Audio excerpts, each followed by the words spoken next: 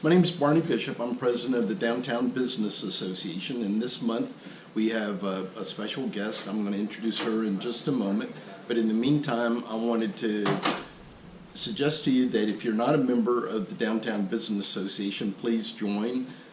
We go on a calendar basis. You don't have to pay the whole year's dues. We do 6 months dues, and then we'll get you going for 2020 as well. So if you're not a member, please join. If not, you can continue to pay $10 and attend our meetings. We're just happy to have you here today. So our guest today is Felina Martin, and she is the Executive Director for the Institute for Nonprofit Innovation and Excellence, affectionately known as INIE, I-N-I-E. I don't know if is that the right way to pronounce it? INIE? Okay, good. Not howdy, but INIE. She leads a passionate team of staff and interns in impacting the sustainability of over 150 nonprofit organizations through education, collaboration, and advocacy. For the past 5 years, she served as the Director of Healthy Living Innovations for YMCA of Florida's First Coast in Jacksonville, overseeing a $2.5 million budget in membership and sponsorship revenues, developing programs for over 12,000 members, and leading 13 coordinators. While serving as the director, she also managed the Flagler Center YMCA for 1 year. So this is her homecoming because she used to be the executive director for INIE before, and before that she was the division director for the March of Dimes in Tallahassee, corporate outreach manager with the Florida Chamber of Commerce, as she was in charge of member relations coordinator for the University Center Club. Yeah. And for over 13 years, she served as president of Eventions, an event planning and promotion company. She's a graduate of the University of West Florida in Pensacola, and she earned her BS degree in marketing and is a graduate of the Harvard Business School Strategic Perspectives in Nonprofit Management course. So she's going to talk to us a little bit today about what INIE does. So please welcome. Institute for Nonprofit Innovation and Excellence. Good morning. Also known as INIE. And just a little correction on the bio. My homecoming is because of having lived in Tallahassee for 16 years. I had a business here for 13, as Barney had mentioned, but I was not the previous executive director of INIE. Yes, just to clarify that little piece, my predecessor, Jessica Lowe Minor, she established and did a phenomenal job with building the Institute for Nonprofit Innovation and Excellence, and by far I would not have been attracted to the position and even coming back to Tallahassee in that sense had it not been for the appeal and what INIE is doing. And so I am so thrilled to be a part of INIE and relinquish my role at the YMCA in Jacksonville and my Jaguar games to come back to Tallahassee for this position. It is truly an honor. So just that little brief correction on there. Barney had mentioned a couple of things on there. You hear about your life, and I don't know if it's like I'm excited about the things that I've done or I realize how old I'm getting. And definitely coming back to Tallahassee has really, really made me realize that I'm getting older. As people are like, you remember we did that 20 years ago. I'm like, oh my God, no, I don't remember that. Stop talking about that. But some of the things by far that are not mentioned in the intro was that I started my first business at the age of 20.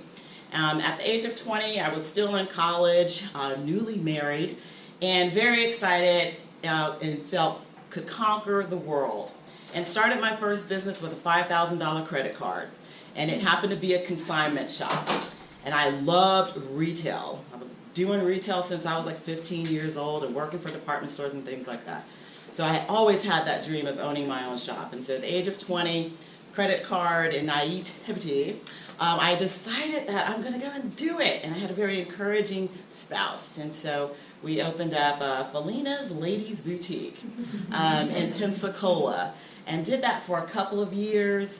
I decided I really need to finish college. And at the time had our son and closed the business, did a fraternity brother's wedding and got the wedding bug. And oh, it was on. For another 2 years, I planned like 35 weddings, Loved that business as well in Pensacola, and decided to move to Tallahassee after that, and vowed I will never plan another wedding in my life. And enjoyed everything, but at that point I had already got the entrepreneurial bug. That business ownership bug was in my body and it was not going away. And so in spite of me taking a job, how many of you remember Birdines? So I'm not the only one that's a little aged in here, right? Yeah, okay. Not just me. But Birdines, I took a job with Birdines, loved that. But at the time, having a 2-year-old toddler, being married, working on holidays and nights just was not conducive to family life. So I took a chance and applied for a job with the March of Dimes. And the executive director at the time, I'll never forget her, Nancy Dell Lawhorn, been established in this community for years, took a chance and hired me without any nonprofit experience. And it was truly a blessing. And I loved the role that I had with the March of Dimes. The connectivity to the mission was phenomenal. People giving of their time, serving on the board, volunteering. It was just a wonderful atmosphere to be a part of. And at that point, I got the nonprofit bug. So now you've got the nonprofit bug and the entrepreneurial bug. Oh my goodness, what are we going to do with all of that? But again, fell in love with the March of Dimes. And here's the reason why I got the entrepreneurial bug, was because of my connectivity to the mission. It took me at least about 1.5 years in my position with the March of Dimes to actually share the story of having lost a baby. Having lost a baby that I had to give birth to after 5 months of being pregnant. And to be able to share that story and that testimony with the families that I was there to help and create an impact for. It totally took my mission and my purpose to a whole different level. In fact, I get chills thinking about it right now. But you will find people who are working in the nonprofit sector that in some form or fashion they're connected to the mission. And when you're connected to the mission, you're all in. It's whatever it takes. It's endless, crazy hours, nights, phone calls, whatever it takes. And so when you think of those who you see working for nonprofits, please think about the sacrifice that they're giving. You don't really know necessarily their personal testimony and their story, but it dives really deep. And I'll go in a little bit into a lot of statistics for you today, and I'll talk about employment within the sector and our impact that we have in our community. But just I want you to think about that, okay? Let me go on and actually do the formality of different things, since I haven't even gotten into the presentation. Again, I am extremely grateful that you're here this morning to listen to me talk to you about nonprofits. I was somewhat concerned that it was really just going to be Mike and Dan and myself, and we were just going to have to go for mimosas this morning. So I'm glad to see some smiling faces. So thank you so much. But let's tell you a little bit of the story. So let's talk about Paul and Paula, a couple that's been married for 50 years. A couple married for 50 years, they've done everything together, had kids together, laughed together, cried together, shared numbers of different stories together. After 50 years of marriage, however, Paul passed away. Paula was left with kids that were out across the country and left home alone. Paula suffered depression and needed help. She not only needed social interaction and engagement with people to help continue to stimulate her mind and social engagement, but she also needed other assistance, as again, she was up there in age and no longer had the support of her spouse. And so then you have a young man named James. James and his family moved to Tallahassee. They found this as being a phenomenal community to live in. But James was getting in trouble in their previous city.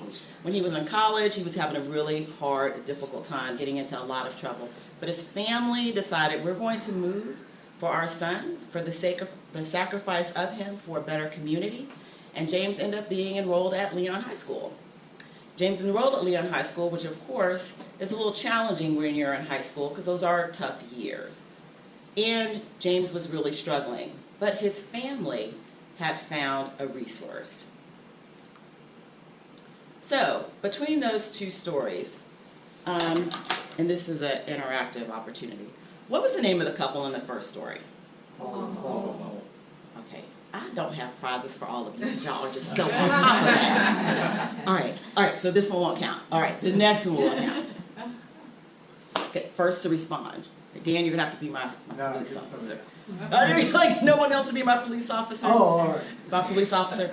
Okay, so what was the name of the high school that James went to?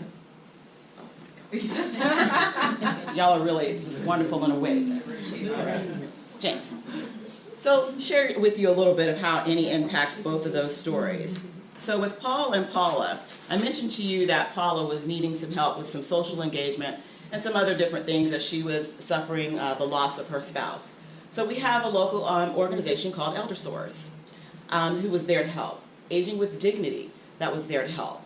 With any, our impact on both of those organizations is to make sure that we are equipping their volunteers and their staff with all the resources that they need to be able to serve the needs of Paula. Okay?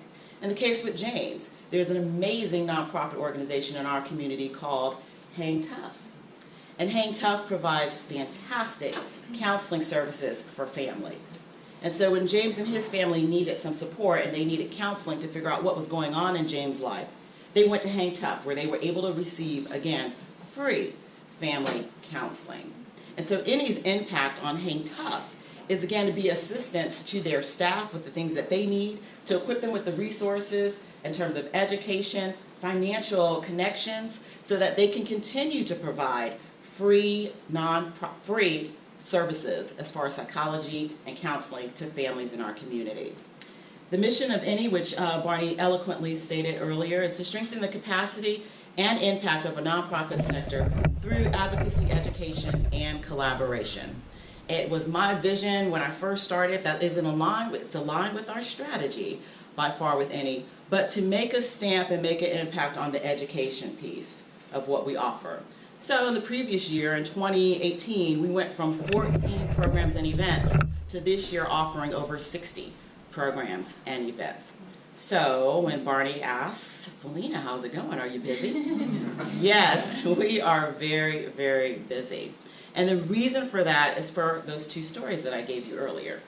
Our impact on those nonprofit organizations, in some cases, we are the only resource for their staff to continue to learn and continue to grow so that they are equipped and strong enough to be able to provide services to Paula and James. And I hope that that makes sense. So our classes that contain in our over 60 different programs include fundraising and fund development, volunteer leadership, marketing is part of that, and also team development is part of the classes that we teach. So y'all did a really good job with that quiz. You stumped me that all of you were paying attention. This is a good group. Okay, got my challenge ahead of me. How many of you, or who can identify the name and location of this property that's in the picture? Anybody know? No? Oh. Check the DMV. Okay.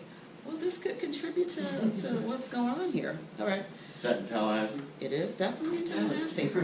It is. Okay, that's okay. Should be. That's okay. All right. Okay. Well, this is your former YMCA off of Appalachian Parkway. Oh, it is. And the most sad thing about it is that it's summertime, and if you drive by there, you see the pool that's there, that's empty and vacant and dilapidated. You see the basketball court that kids are no longer playing on over summer during summer camp.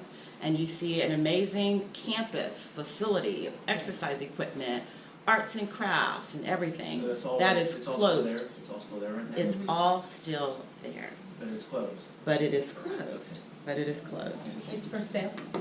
Yep, so the building is closed. So the vision for any is that we do envision a nonprofit sector that is valued in the community for its innovation, leadership, accountability, and impact. And showing you that picture is just to try to drive home exactly why any was founded in 2013. It took about a year for any to be established.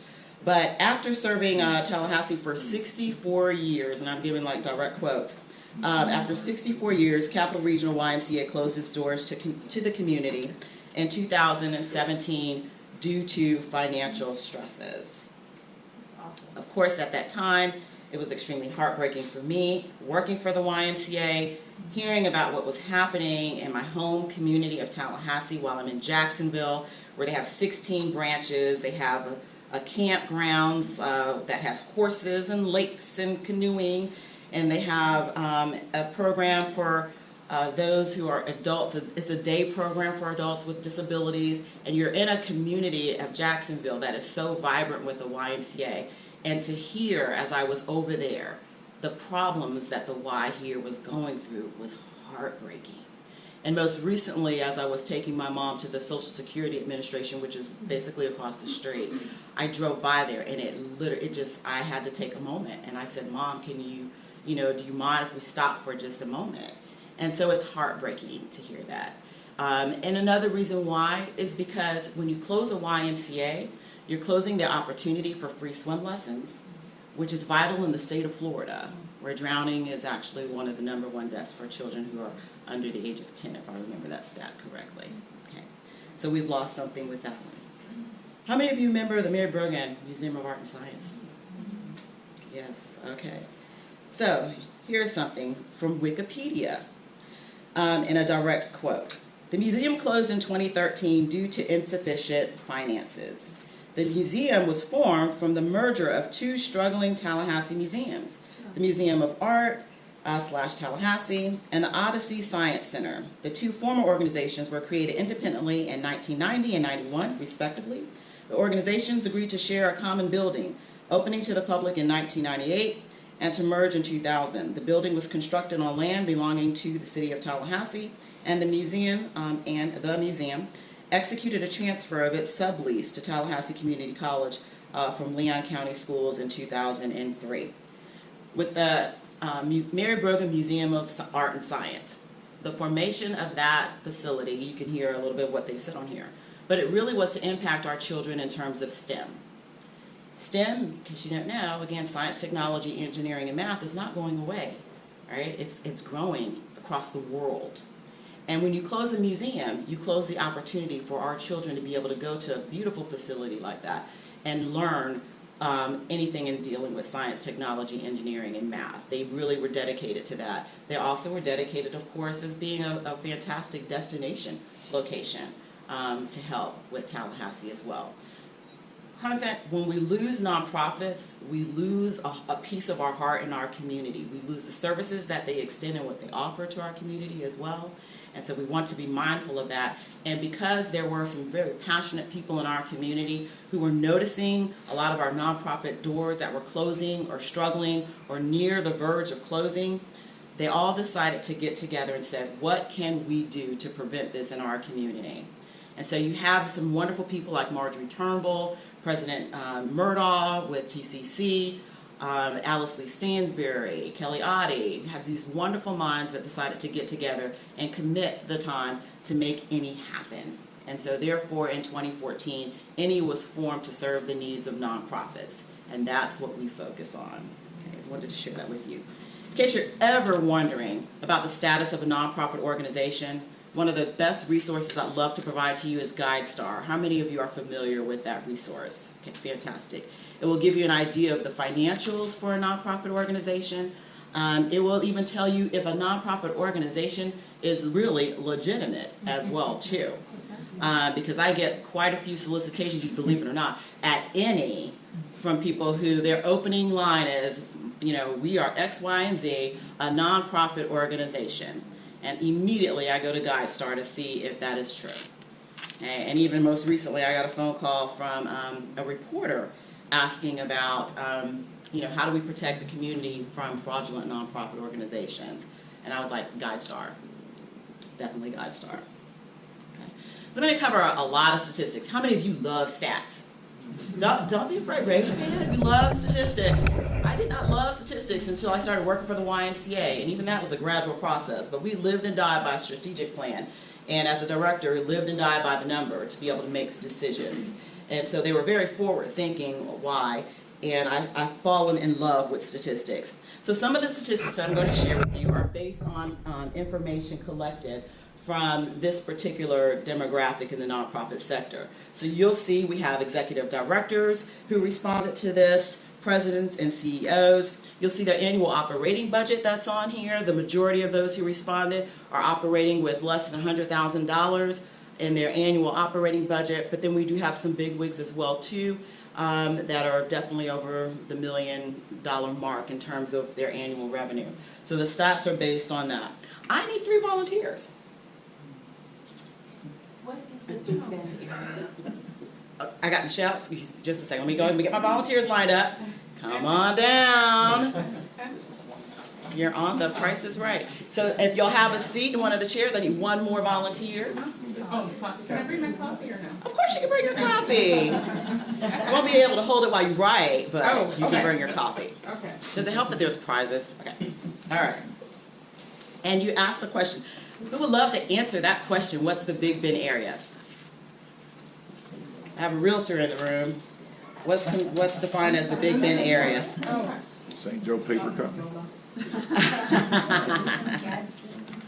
Gadsden, Wakulla, Leon. Thank you, Madison, Jefferson. Yes. Okay. All right. So for our volunteers, here's what we're going to do. You've got a dry erase board and you've got a pen. Won't really need the dry erase part, but you definitely want to write on the board. I've got 3 questions for you, and we will see how close you are to getting these correct. Okay? Y'all a sharp group. I am counting on you. How many nonprofit organizations exist in Leon County? So your first answer is, and make room because you've got 3 answers that you're going to have to write on there. Your next question. I'm about to give you the answer. How much in revenue do nonprofits contribute? How much revenue do nonprofits have? Just a guesstimate. Of all the nonprofits in Leon County, what would you say their estimated revenue would be? Combined? Combined. You just throw out a good number. So you can play along and see how close you get. And your last question, what's the total in assets in terms of dollar amount do you think nonprofits have? Total assets do you think nonprofits have? Combined, another combined. Combined, completely combined. We good? Good guesses? Okay, so let's go the first one. Anybody, what did you put down in terms of how many nonprofits are in Leon County? 250. I said 100 plus. 250? I said 120. 120, okay. And then the second question, as far as revenue, how much in revenue do you think that they have? And you can share it with the audience if you want to, but how much in revenue? I said 2 million. 1.5. I put 2.5 million. 2.5? 2. 2? 1.5. Okay, and then the last one, as far as assets, how much do you think they have in assets? I said 1. 1 million? 1,000? 1 million? Okay. 1.5 million. 1.5 million, okay. I bumped it up to 8. 8 million? Wow, I'm impressed. Okay, here are your answers.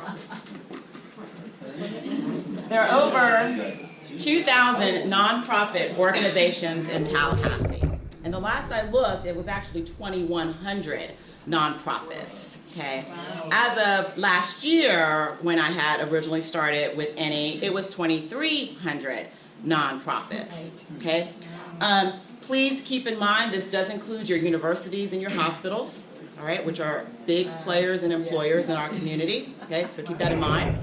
Revenue. A lot of people are surprised. Our nonprofits have $3.1 billion in revenue, okay? That's, again, just in Leon County, okay? And then we have over $5.5 billion in assets, right? I used the example of the YMCA earlier. That property was an asset that they could not hold on to, which is really pretty sad. You know, when you have property, obviously it takes investment to keep it up. If you've got a roof or an AC unit that breaks down, all that kind of good stuff. requires maintenance, but that property alone is considered an asset. Lemoyne, that property is an asset. Tallahassee Museum, just go through some of our nonprofits that have assets. And in our community, it's valued at $5.5 billion that they contribute. Good job. Can you give our volunteers a round of applause? They did a wonderful job. You're just a little off. Yeah, just a little. Yeah, just a little off, but thank you. Just a little. So some of those numbers are a little shocking to everybody? Yeah. And you know what's so interesting about it? Is that these numbers were based on 2015 study. We released this in 2016. Yes, exactly. So we're up against coming up with a whole new study. Woo, woo, woo. That's going to be a lot of fun. It takes about 8 months to a year to put this together. And we actually have a binder or a booklet that has all of this content that is shared with you. Another quick stat I want to share with you is nonprofits provide an array of critical services. These services, if you are a business or you are a business owner, you would not be able to provide these services. You would not be able to afford these services should your employees needed these extended services. And so you can see things on here in terms of education, legal services. The biggest part is social services. I need help paying my light bills. We're a little low this month on putting food in the pantry. Healthcare is a big part of it. Arts, culture, religion. You can see how all of those add up into it. The other, I'm telling you, it is a combination of 1% here or 1% there. It's just a bunch of different things that are making up that big 25% that you're seeing on here. But we provide, as a nonprofit sector, an array of services. I was talking to a business owner most recently, and I was sharing with him the stats and everything, and he is very aware. He pays his employees the most he possibly can. They're very conscious and very connected to their employees, but he knows the stories because they are so connected to their employees. They know that they have some employees who are working second jobs to try to make ends meet, and they know of those employees who are still struggling, who are utilizing the services of nonprofit organizations to be able to make things happen. So again, these are just some of those services that they're taking advantage of. Yes? Where would housing fall on that? Yes, and so with that one, housing is not listed on here, but I do know that it was a big chunk of the 25%, but it didn't make up the entire 25%. Yep. But that's a great question, and thank you. So again, just kind of reiterating some of the stats that I mentioned a little bit earlier, but by far the $14.75 billion of total GDP in our community is what nonprofits are contributing by far. It's 1/5 of the GDP, so lots of money coming from nonprofits, and I cannot wait to share with you the impact on employment that we have, which is phenomenal. To my next slide. So 1 in 10 jobs in Leon County are in the nonprofit sector. Again, these stats are a little dated. You can see the date up here, and with employment numbers, it's somewhat challenging to get all that data collected. But you can see what the stats say, and that's what it is, 1 in 10, right? But I could not have said it better. And because you're business-minded people, I'm sure you can understand and you can relate to exactly where he was going as he was throwing out those stats and those figures for you. But by far, Dan Pelota is an advocate for the nonprofit sector and getting the world to change its perspective and view of how we are doing things. A 12% hunger rate in our country for 40 years is unfathomable when we think about how many nonprofit organizations are created to eradicate hunger in the country. And so he is really trying to make a call to all communities across the globe and country, to think about how we are looking at nonprofits and charitable giving. Consider the fact that when you donate, your mindset, and because we are nonprofits, our traditional mindset is to sell you and pull your heartstrings on the homeless person that we are trying to change their life, or the family that we're trying to feed, or this particular health ailment that is maybe killing women with breast cancer. We are conditioned to sell and pull you on those things. But by far, we're not telling you the struggles that we're having operationally with not having enough staff to create a greater impact in the community. And because a lot of people don't necessarily want to hear that their $1,000 contribution, their $50,000 contribution is going to pay the salary of a program deliverer or a nurse who's, you don't necessarily want to hear that. Now, there is a movement that's happening in the nonprofit sector and across the globe. There are some wonderful foundations and people who are business minded who are realizing that our nonprofits, they need to operate like a for-profit business and to do the work that they need to do. We're going to invest in unrestricted funds for that nonprofit, and we're going to contribute to capital building, capacity building for that nonprofit. What those terms and what that means is that now we can hire additional people to provide more services. Does that make sense? It's like if you've got a sales force, Dan, that's right, your language. If we are trying to sell saving lives, that's when we hire people, we are hiring them to deliver services that change and impact lives. So the money by far it's a different way of looking at that contribution. But I love that video. So I'm going to share with you some local stats that I find very fascinating. And I'll just simply ask what you're calling, what you see on here. So the resources for these, Florida Nonprofit Alliance and then the U.S. Census report. And this is reflective of 2016 statistics for you. Okay. So something that's not shown on here, but by far I wanted to share, is 49% of nonprofits pay competitive wages. 49, you can look at that number however you'd like to. But on this graphic on the left, well, wait a minute. How many of you know someone who works for a nonprofit? By show of hands. Yep, perfect. Okay, you're going to just fit right into the statistics. I'll lead you into it. Okay, so you can see in Leon County, got glasses on and I still can't see. All right, fantastic. It's up there. So there are 98,267 people who are employed in Leon County. 98,267. What's the stat up there that to the left that says total employed? 20,000. Yes. 20,000 of those 98,000 are employed in the nonprofit sector. So roughly about 20% of the jobs in our community are in the nonprofit sector, which is really impressive to me. Let's do a little comparison. So this is Leon County, Duval County. I was just a little curious. I was like, okay, let me compare Leon, Duval.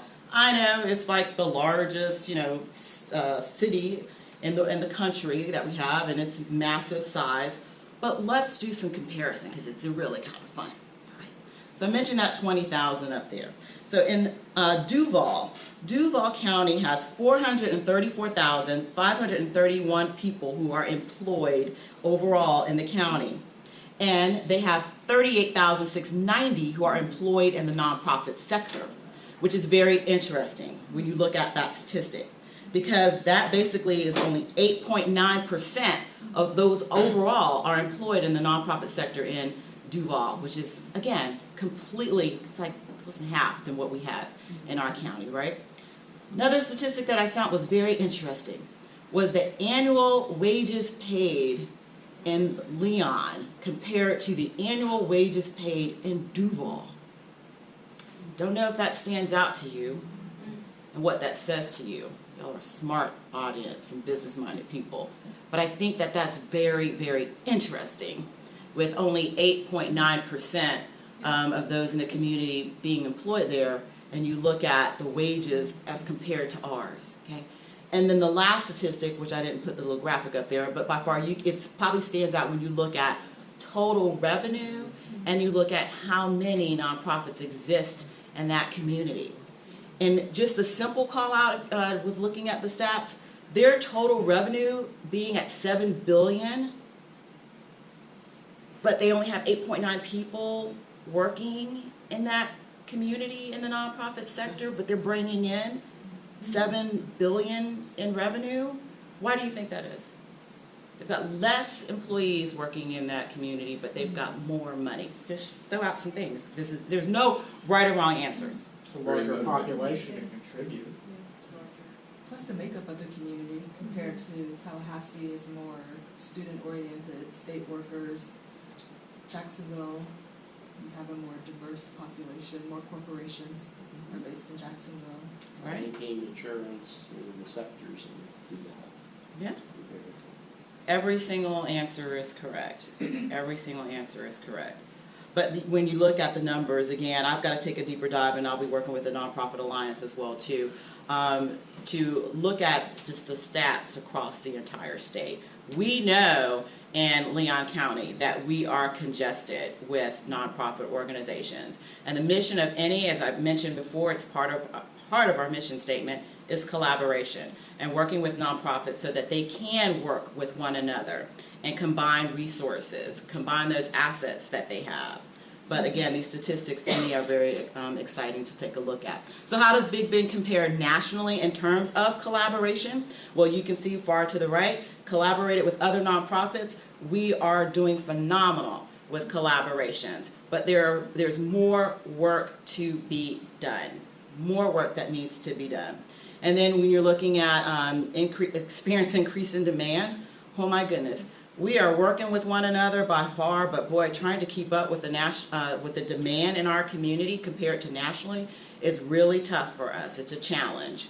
And then by far that last one, able to meet the demand. Well, as much as we are collaborating, we're still not able to meet the demand. All right, so giving you just a quick idea of those numbers on that one. Again, just how to move the sector forward. Well, there are several different ways. What you're looking at right now is where most of our nonprofits are getting their revenue from. So I know as businesses, you're looking like, oh my God, they're calling me every single day and knocking on the door, and that is true. They're working very hard to satisfy their mission and make great impact in our community. But you can by far see government is the largest contributor to supporting nonprofit organizations. Individual donors is second to that, and you can see the addition of everything else that's added on here. But moving forward, what nonprofits are doing are being more entrepreneurial minded and creating different models for generating revenue. And the stat that I love the most is for the other 87% that's not listed on to the left, earned income models represent a prime opportunity for greater financial stability. Some local examples for you, which I just get so excited about and I'm so proud about our community, are some forward-thinking nonprofit organizations. And more importantly, they're forward-thinking board members of those nonprofit organizations. And I cannot emphasize that enough. Forward-thinking board members, because a board can halt or they can move a nonprofit forward. They can halt or they can close the doors down of a nonprofit. Whoa, that gives me chills. You mean as a board member, your contribution or lack thereof can potentially close down a nonprofit organization that's been serving the community for 64 years? Woo. You know? So the role with any is to work with board members, not only to really showcase to them the vital, important role that they play, but also to provide them with training and education so that they're more connected to what nonprofits are really going through. And beyond just the operations of can we answer the phone or do we have this and that, it's a whole different thing. So I want to just give kudos to these nonprofit organizations and the boards and the people who served on their boards. So Big Bend Cares, operating a wholesale pharmacy. So a lot of you may be familiar with that on the south side. It's phenomenal. Element 3 Church, how I'm just so proud. When I left Tallahassee 5 years ago, there was one Red Eye coffee. And I came back and there was a Red Eye everywhere. And how exciting and how proud to see that. What Element 3 Church has done with Red Eye. Big Brothers, Big Sisters, by far collecting clothing and other household items in bulk, and they resell it on the international market. They are loading things up that we're not buying locally, and they're selling it to foreign countries. How smart and brilliant is that? Okay, and then you've got the Tallahassee Museum, which I'm proud of all of them, but my goodness, what a game changer that they did with all the property that they had out there. Their board decided that, you know what, we are on the brink of possibly closing our doors. What can we do? They stepped out to be innovative. They used the property and the assets that they already had and created the obstacle course, the zip line course, the rope course, however you want to call it. They created that. That course now generates more revenue for them than just the admission into the museum to look at the Black Panthers. Yeah, how impressive is that? Okay, and then the League of Women Voters are planning and facilitating educational trips that you pay for to go to DC. They are working on that and they generate revenue from it, which is very powerful. I've mentioned and dropped some cues. Yes, Mike? Just real quick, I think the whole bartending thing, they have the whole storm with Discovery Bartending that's going on recently. Bartending? Nonprofits will do Discovery Bartenders to raise money to tips, so it's going on tonight, but Oh, I yes. see a lot of that going on with me as well, where like big officials, I think Mark Hurley, Chairman Matlow, and Ms. Pryor is actually Pat Murnering raising money for the Beeline rescue tonight. So. Thank you. Thank you for the shout out for that. I appreciate that. And what we're looking at with any is we are looking at forward-thinking $1 billion opportunities. Okay, that's what we're trying to help our nonprofits do. We want them to be the pillar of the globe. We want them to be the ones that people are calling from other communities saying, how did you do this? And so for 2019, I mentioned, you know, we're at like 60 plus different programs and events and all that kind of good stuff on our calendar. But they include educational classes. We do wellness escapes, which is really hard to get nonprofits out of their world to actually take care of themselves. Can you imagine every single day, 8 to 10 hours a day, you are looking at the worst of the worst in some people? If you are homeless and you're transitioning in or you're transitioning out, you are still homeless and that's your job every single day, is to make that impact. It can be taxing. So we've created some free wellness escapes at any for them to be able to come and enjoy. Boot camps that we do for EDs as well as nonprofits who are starting up, networking events, which we hope that you'll join us next month at Harry's for our networking event, executive leadership retreat, and we've got an amazing conference that I'll quickly share with you in a little bit. So how can you help? Because I know you want to. I know you're itching in your seat. It's burning. Of course, you can join any. We do have a business collaborator membership. That's $250 for the year. And with that, I guarantee you're going to get your money back because we take giving you referrals very, very seriously. Our business collaborators also serve as our consultants to our nonprofits. That's whether it's pro bono services or you do a discount services. We lead them directly to you when they're asking about, I need this, I need that, I need this, I need that, okay? But join any by far, you can do that. Fund a Downtown Business Association scholarship. How freaking cool would that be? We would love that. That as an association or organization that you get together and you pay for a membership for an organization to be able to join any. Or you pay for a training. Our trainings are like $39. Can you imagine how many people you can support with that? Become an any instructor. We're always looking for people who are passionate about what they do to teach to our nonprofits. You can sponsor a class or a program, an event. You can even participate in our events and programs. We love to see your face in the plays. Uh-oh. Take a picture. Fast notes on that one. Thank you. You're welcome. And then our membership is loaded full of stuff, and I know I'm quickly running out of time, but by far, please see me about all the different things that we offer. What you're seeing on this screen is the membership benefits that we offer to our nonprofit organizations. So you can imagine up to 2 hours of use of space, rental space, at any is phenomenal. We have 5,000 square feet that has been provided to us thanks to TCC. That has been designed by these amazing people. I wonder if Caroline in the audience. This happens to be a future dream for any. Just wanted to share that with you if you want to come and look at that afterwards. But these are some amazing benefits, and there are some amazing companies that have stepped up to the plate to be able to help us with serving nonprofit organizations. This is a real quick shout out.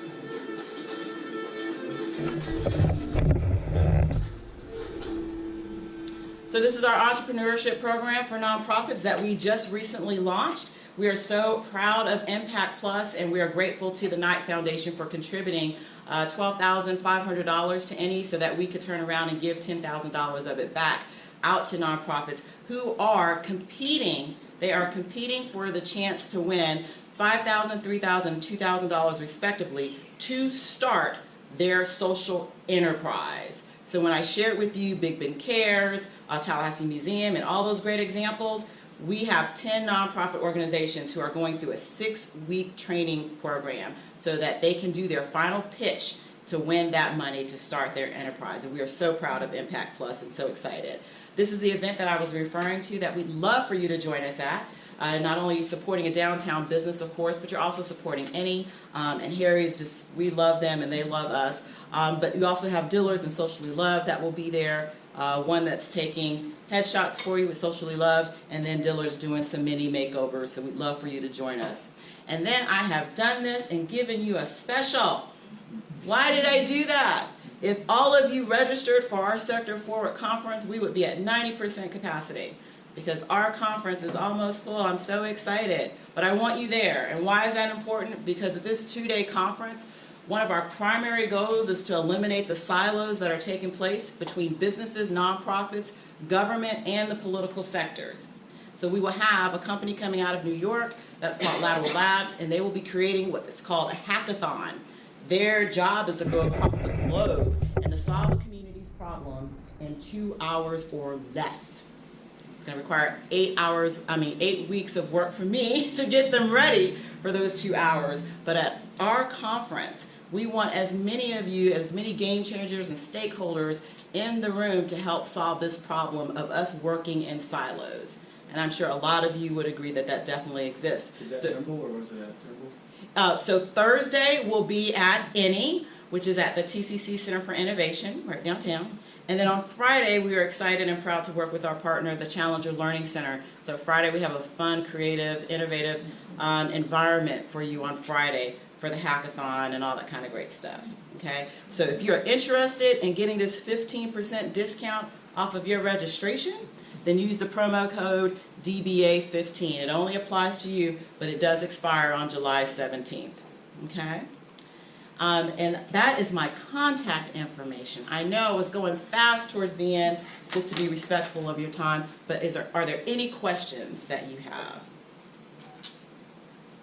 Yep. Lots of pictures, which is great. That was good. That was good.